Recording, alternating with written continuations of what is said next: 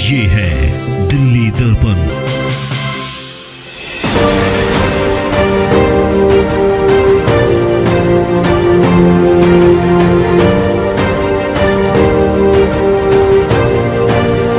यहाँ पर हर वो सुविधा है, हर वो चीज़ है जो एक स्टूडेंट एक्सपेक्ट करता है अपने एकेडमिक करियर में। तो प्लेसमेंट की जहाँ तक बात है, पूरा 100% प्लेसमेंट सपोर्ट इंस्टीट्यूट देता है। नमस्कार, आप देख रहे हैं दिल्ली दर्पण टीवी।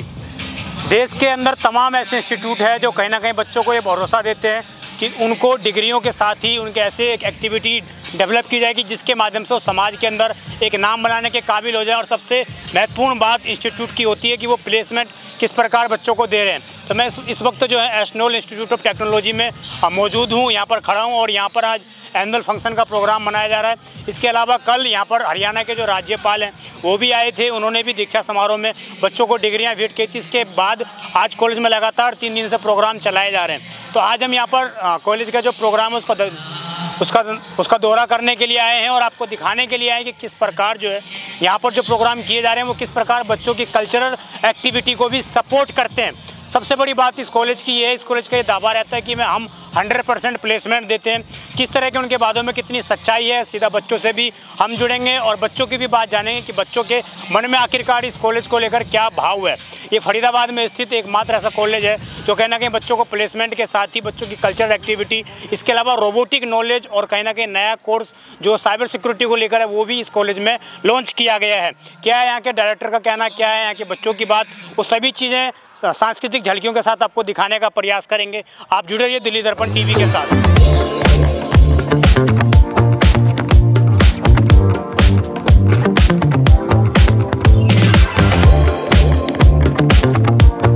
क्या नाम हुआ आपका? सिद्धांत शर्मा।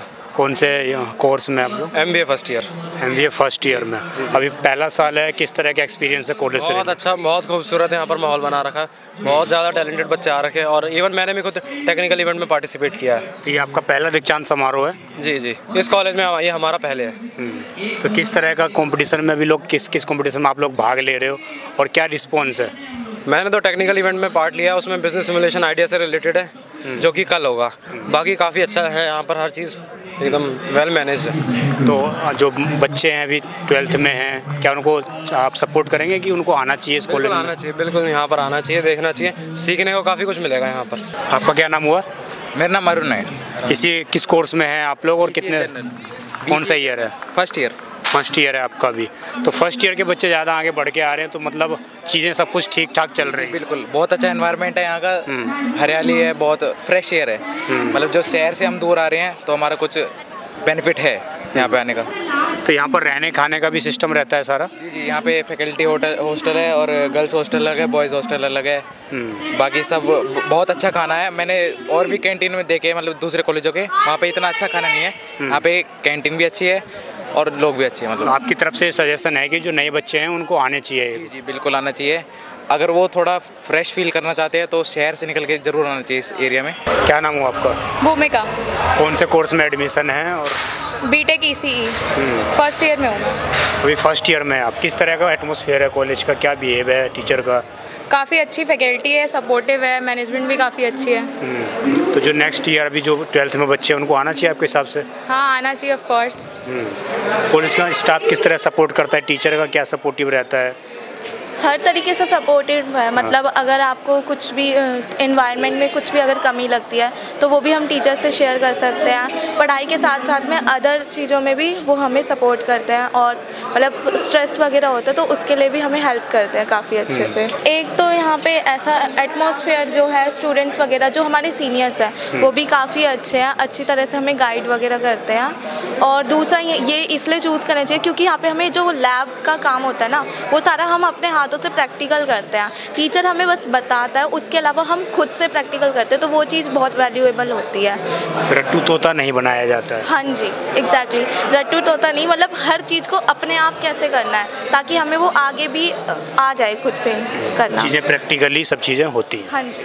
तो हमारे साथ कुछ बच्चे हैं जिन्होंने आज इस इंस्टीट्यूट में रोबोटिक का प्रेजेंटेशन दिया है। उन्होंने दिखाया कि किस प्रकार रोबोट जो है रेस लगाते हुए दिखाई दे रहे हैं। आपने किस इवेंट में भाग लिया है और किस तरह आपका रेस में हमने पार्ट लिया और इसके अंदर अलग अलग हर्डल्स होते हैं जिसको हमें पार करना होता है हमारे रोबोट्स के सहयोग से।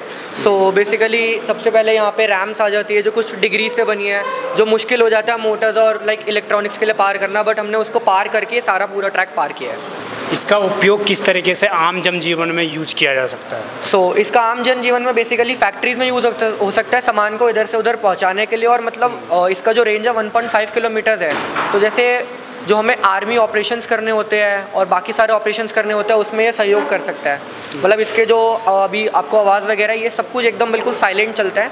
जब हम इसको अपने अकॉर्डिंग प्रोग्राम करते हैं तो उसमें ये आर्मी के मतलब बहुत काम आने वाला है कि जो और दूसरे देश में ऑपरेशंस हमें करने होते हैं, सर्च ऑपरेशंस जहाँ पे पर्सन का जाना पॉसिबल नहीं होता। तो ये जो आपने पहाड़ी चीज़ें दिखाई हैं लकड़ी का, मतलब एक तरह से आपने पहाड़ दिखाने की कोशिश की है। एग्जैक्टली ये मतलब अलग अलग रॉक्स की कैटेगरीज है, लाइक पत्थर और पहाड़ पानी में से एग्जैक्टली पूरा पास हो सकता है, और ये मतलब फ्लिप होके भी चल सकता है, मतलब एक साइड से चल रहा है एंड लाइक ये उल्टा होके भी चल सकता है। कॉलेज का किस तरह से सपोर्ट रहता है आप लोगों का?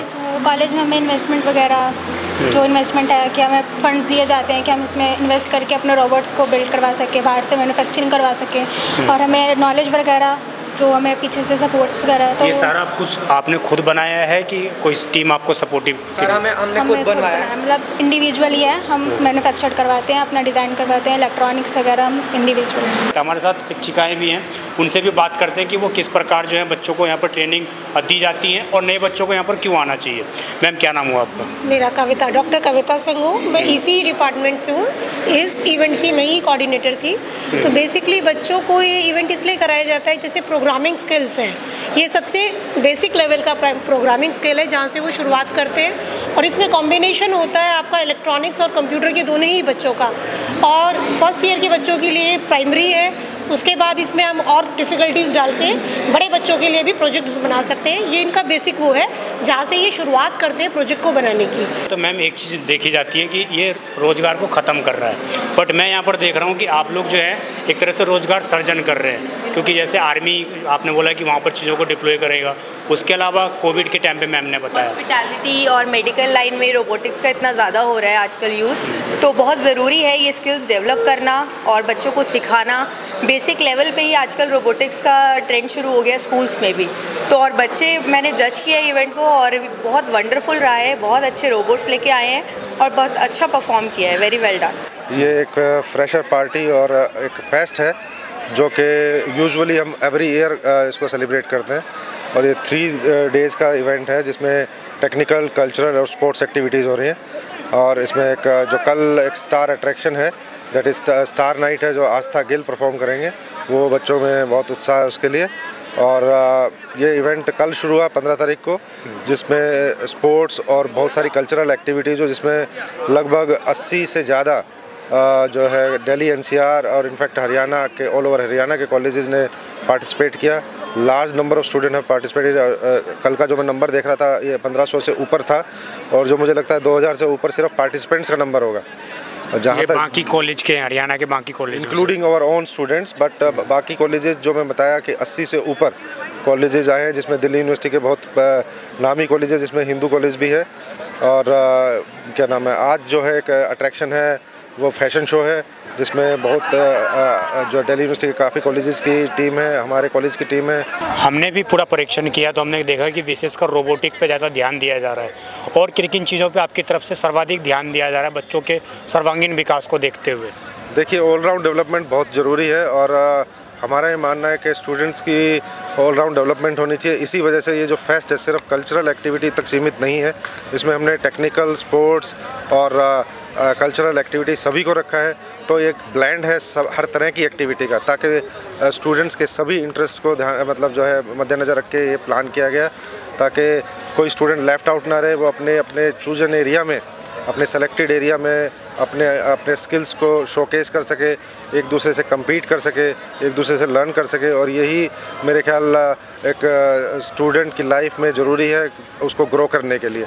तो हमारा हमेशा यही जो है कोशिश रहती है कि स्टूडेंट कंटिन्यूसली ग्रो करता जाए। किस तरह के कोर्स आपकी तरफ से ऑफ़र किए जाते हैं जो बाकी कॉलेजों से ज़्यादा यहाँ पर स्पेशल हैं, और विशेषकर एक हिसाब से फीस के हिसाब से देखा जाए तो वो भी बेटर है, ऐसे कौन से कोर्स हैं?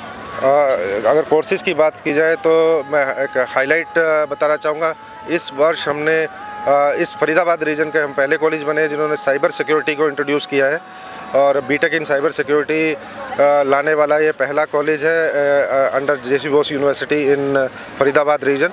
और पिछले साल हमने AIML और डेटा साइंस को इंट्रोड्यूस किया था इन बीटेक कैटेगरी में। इस वर्ष हमने स्किल यूनिवर्सिटी से भी एफिलिएट किया है इस कॉलेज को और बहुत सारे कोर्सेज इंट्रोड्यूस किए हैं जिसमें solar technology, robotics and many other mechanical manufacturing, बहुत से कोर्सेज को, स्किल बेस्ड कोर्सेज को भी हमने इंट्रोड्यूस किया है। गवर्नमेंट की तरफ से कौन सी ऐसी स्कीम है जिसकी तरह बच्चों को विशेष ध्यान दिया जा रहा है, फिर चाहे वो डिजिटल हो, डिजिटल इंडिया की बात हो या किसी जो रोबोटिक कार्यक्रम है उसके ऊपर जो PM का खासा ध्यान है, तो कौन से विशेष प्रोग्रामों पर ज़्यादा फोकस किया जा रहा है? देखिए, प्राइम मिनिस्टर मोदी तो डिजिटल यूनिवर्सिटी तक की बात की है और मेरे ख्याल ये अनाउंस भी किया था डिजिटल यूनिवर्सिटी एक रियलिटी होने वाली है। आगे जो ज़माना आ रहा है, जो हम we are moving towards digital world और वो एक नेसेसिटी है। जहाँ तक साइबर सिक्योरिटी लाने का सवाल है, साइबर क्राइम अपने चरम पर है और साइबर सिक्योरिटी को लाना एक बहुत ही ज़रूरी कदम है जो मैं समझता हूँ सभी कॉलेजेस और यूनिवर्सिटीज़ को उठाना चाहिए और हमने वो कदम उठाया अंडर जेसी बोस यूनिवर्सिटी। तो हम पहले कॉलेज बने उसको लाने के लिए। सोलर टेक्नोलॉजी जो बहुत ज़रूरी है क्योंकि we are running out of the fuel and जो energy sources, alternative energy sources को डेफिनेटली यूज़ करें। सोलर जो कभी एग्जॉस्ट नहीं हो सकता, तो that is very important to harness that energy, use that energy. तो उसकी वजह से सोलर टेक्नोलॉजी कोर्स को भी हमने इंट्रोड्यूस किया है अंडर स्किल यूनिवर्सिटी। सो बहुत से ऐसे प्रोग्राम लाए गए हैं जो फ्यूचर को और जो नीड को मद्देनज़र रख के लाए और स्किल पे पूरा ध्यान है। तो आपने देखा कि किस प्रकार हमने एक्नोल इंस्टीट्यूट ऑफ टेक्नोलॉजी का पूरा भ्रमण किया और पिछले 17 वर्षों से लगातार कंटिन्यू इसी तरीके से समारोह को आयोजित करते जा रहे हैं। इसके बावजूद इनका जो सबसे बड़ी बच्चों के प्रति भरोसा है वो ये है कि प्लेसमेंट, और प्लेसमेंट को लेकर खासा तौर पर इस इंस्टीट्यूट के तहत ध्यान दिया जाता है, जिस कारण लगातार पिछले 17 वर्षों से सफल तरीके से यहाँ पर जो है ये चीज़ें चल रही हैं और ये इंस्टीट्यूट भली भांति बच्चों को भाता हुआ नजर आ रहा है। आपको हमारी ये रिपोर्ट पूरी कैसे लगी आप कमेंट कर अवश्य बताइएगा। आप देख रहे थे दिल्ली दर्पण TV। मैं विजय ठाकुर, धन्यवाद।